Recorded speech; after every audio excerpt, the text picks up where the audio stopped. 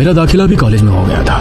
मैं देर रात तक जागकर अपने असाइनमेंट बनाता था। उस रोज रात में पढ़ते पढ़ते मैं काफी देर तक जाग रहा था। अचानक मुझे किसी के फुसफुसाकर बात करने की आवाज सुनाई दी। आवाज मर्दानी थी। मैं कुछ शंकित सा हो उठा।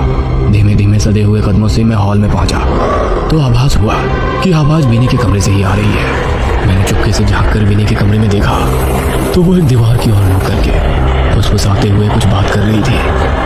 कमरे में विनी के अलावा कोई नहीं था और सबसे ज्यादा मुझे उसकी आवाज विचलित कर रही थी। दिन भर एक शब्द मुंह से ना निकालने वाली लड़की आधी रात को दीवारों से मर्दाना आवाज में बात कर रही थी। किसी तरह मैंने अपनी चीख को गले में ही दबाकर वहां से निकलना उचित समझा। रात काफी हो चुकी थी।